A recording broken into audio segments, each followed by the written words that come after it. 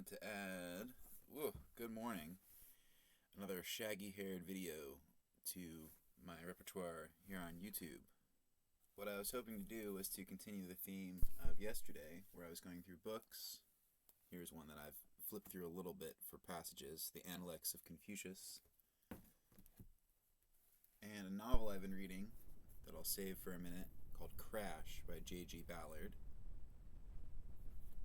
But first, what I wanted to do was to open to a random selection in this book called The 90s by Chuck Klosterman, which features on the cover this cool translucent phone that I myself acquired around Y2K in a similar color, but I think mine was all green, maybe green-blue.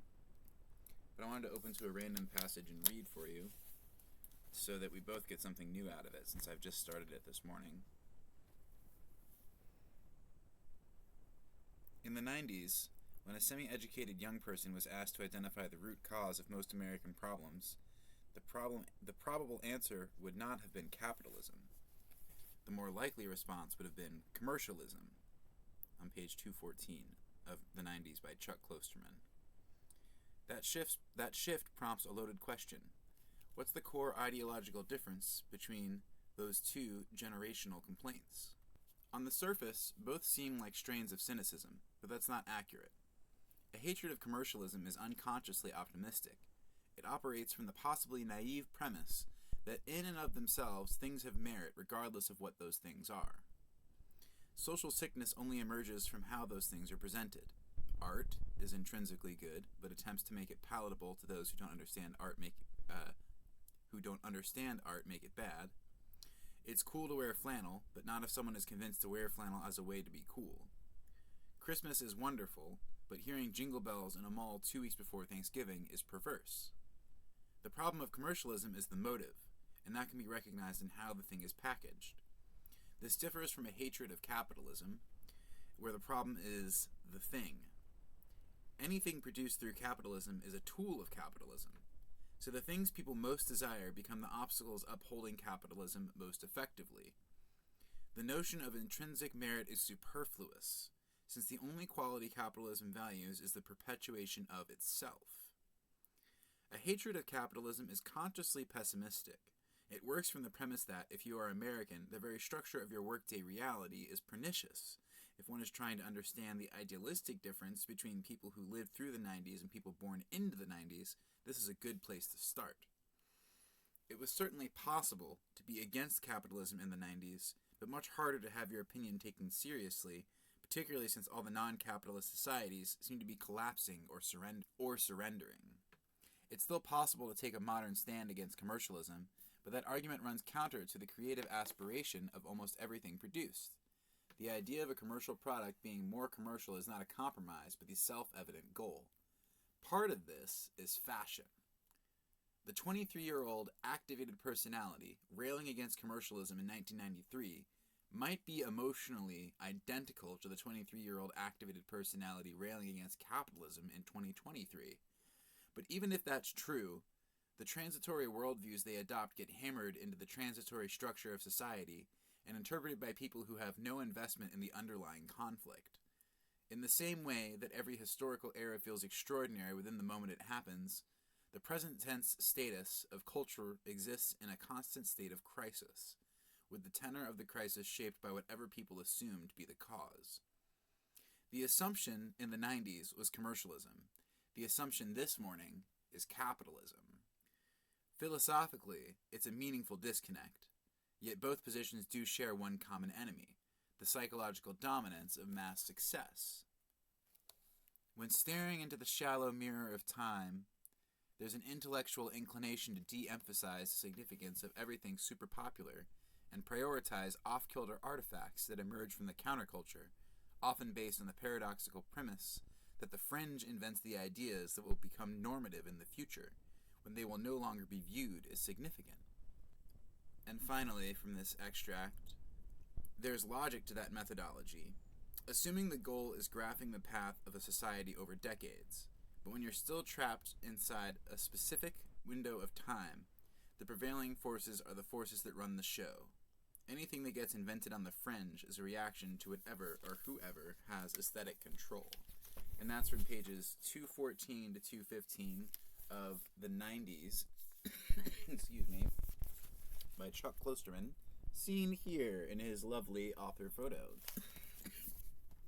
It seems like I have a little bit of a cough this morning, but I wanted to think a little bit about that passage.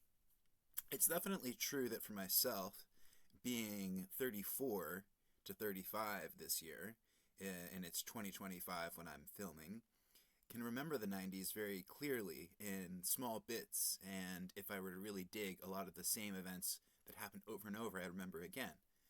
For example, right now I'm thinking about Texas. I used to live in Houston when I was a kid, and that's where my brother was born when I was about 7. In Texas, there was an abundance of grass, an abundance of soccer playing. There was a playground. There was a gym event where we jumped rope as much as possible. And during that event, I ended up puking in school. Later on, there was tornadoes, including when I was in Minnesota in 1999, and also in Texas when I was but a kindergartner. But also there was something to the aesthetics that made it an interesting period, and one that doesn't feel too distinct from now, except for that it moved slower because there wasn't so much intercession of technology via the internet and smart tech as now. It's another period for reflection for me because I've been looking through the book Plan B 2.0 by Lester Brown, that's subtitled Rescuing a Planet Under Stress and a Civilization in Trouble.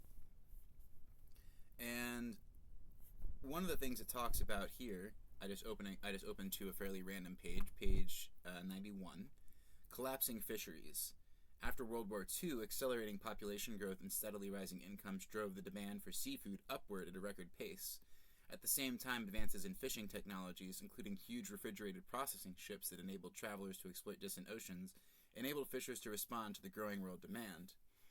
In response, the oceanic fish catch climbed from 19 million tons in 1950 to its historic high of 93 million tons in 1997. This five-fold growth, more than double that of population during this period, raised the wild seafood supply per person worldwide from 7 kilograms in 1950 to a peak of 17 kilograms in 1988. Since then, it has fallen to 14 kilograms. And that note is accurate as of when Mr. Brown published this book, which, while the 90s is copyright 2022, so it first was hitting shelves around then, this one is copyright 2006 by the Earth Policy Institute. And just for note for book nerds, the 90s is copyright Charles Klosterman, or to the author. And the Earth Institute is something that Lester Brown is involved in. And this book itself was the core for one of my high school reports that I did for a history class, where I chose to focus on environmentalism. On a personal note, I actually ended up studying environmentalism in college through environmental science classes and through political philosophy classes. It turned out to be a pet interest that's pretty much informed me. If you take those two subjects, political philosophy and environmental science, those are definitely the two that have stuck with me to this day. And it leads me to being a professional recycler and composter, which sounds like everyone's home job, but it's what I take very seriously in trying to help other people set up theirs or work for money to accomplish that for a community. And it's also what informs my basic philosophy of attempting to not lean into capital culture or commercialist culture as described in the book The 90s, about the 90s, or capitalism as it exists today in the 2020s. Instead, what I prefer to do is to just live an average life, to let life progress slowly, and to allow myself to enjoy in small but measured chunks what I'm going to be doing with my time. For example, I'm living on a remote property, and it is nice. I have nature, I have quiet, I have a break from cities. But in the meantime, I did spend a couple months in a city this year, and I also plan to move closer into a town or area near cities again, rather than being sort of 45 minutes away, half hour away if you go quickly. I will be within biking distance of getting to a downtown center. The trade-offs I'm looking at are whether I live alone in an apartment and have my own one bedroom, or whether I move into, say, a farmhouse where there's at least two other people who have their own room, and we share a kitchen and 1.5 bath or something like that, and then have land that we can use for growing crops like garden vegetables.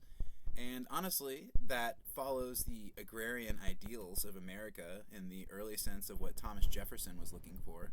And it also follows the agrarian ideals of certain anarchists like Peter Kropotkin, who said notably to me, what is notable to me, he didn't say it to me, but in a book to me, that we could work 2 to 4 hours a day, maybe 3 hours a day, per person of able-bodied people, and we can still provide for the entire world.